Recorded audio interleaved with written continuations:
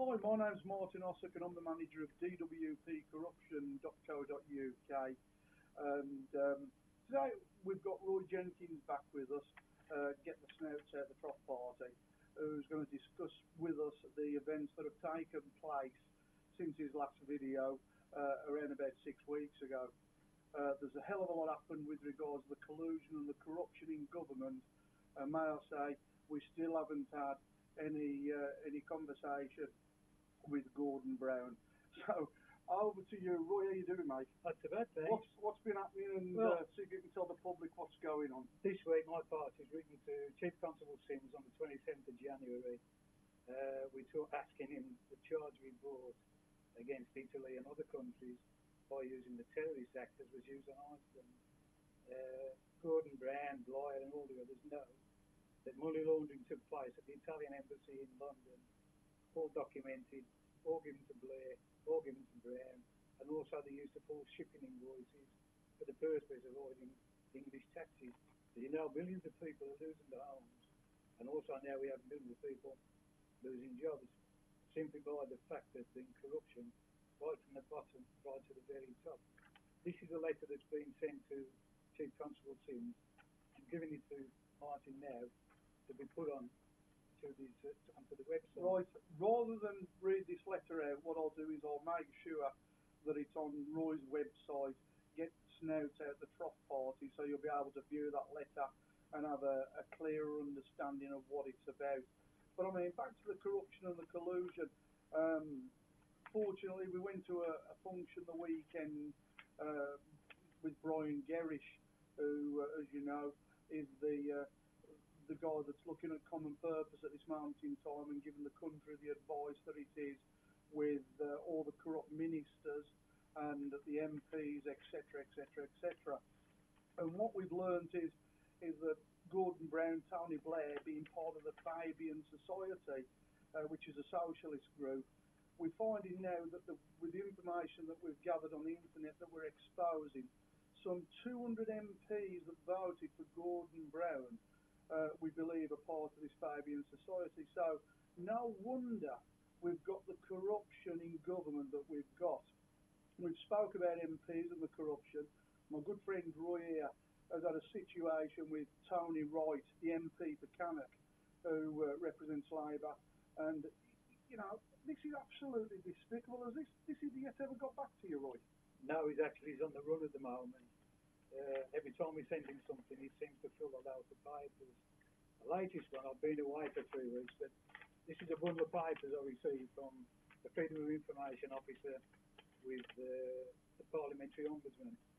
In actual fact, when you go through them, they repeat. They show, you may find half a dozen, then some more are slipped in. This is the latest one. This was sent to me on the 13th of January, but I only got on Monday of this week. They're now saying, the Freedom of Information Office, that this is all there is. I've asked them for the tapes that they were sent. I've asked them for the transcriptions that were sent. The tapes were transcribed by West Midlands Police Legal System on instructions from Chief Constable Crew and by Mr. Hewish, who was the Assistant Chief Investigator for West Midlands Customs. Now, in this letter that she sent for this time, I've got a statement allegedly made in 1999. Forgive me for laughing. In 1999, when I first really started to complain against the customs officer, this customs officer scale was sent to my home by the then CEO of customs. I believe his name was Dame Strachan. Again, it refers to me here. He met me at a car park near my home in Coleshill. I've never lived in Coleshill. I've never lived anywhere near Coleshill in my life. Now he's talking about he states, I've stated, my Italian friend, unbeknown to me, had entered my home and concealed a phone tapping device, which had recorded all conversations we had with the police handler and the conversations with the customs officer. Police handler, we have no idea what this is all about. They tried to say that I was an informant. Every time I've asked for copies of this so-called me being an informant, it doesn't exist. They've been destroyed. He says I've got the Italian later handed me 13 tapes. The only way he can know that there is 13 tapes is they broke into my safety deposit box that wasn't in my name. But they have only ever had 5 tapes, so where they've got the only way that they've been able to establish the 13 is by actually breaking into my safety deposit box, which they confirmed in court by claiming they'd used the National Security Act against me. Why you would need the National Security Act for taping corrupt officers, I've no idea at all. I think it boils down to the fact that I've been watching too much Mission Impossible anyway. Well, I always probably, I don't know them to start too much, I think. So, when he's talking about these tapes, yes, we did give them the tapes. Yes, they were transcribed. There's over 300 pages that the police have. There's 800 pages in total. Those are the ones that they don't know about. But I've written back to Abrams and I've given a list. I wrote on the list. Ask Kale why he first came to my home and who sent him. If this Italian friend of mine has taped all my conversations as he claims, how did this Italian friend know which farm box I was going to? Because I was told by a police officer or a customs officer, your own farm is being bugged by customs and police officers. Go to an ordinary phone. So how the hell did this Italian friend get to the farm box before me to put a booking device on it to catch all the things? The other question I've asked Abrams is, if this gentleman, this Italian friend of mine, takes all these conversations, how did he manage to sneak into Walsall Road Police Station in Birmingham, place bugs in rooms that he would assume that I was going to, get back out and then go back in again?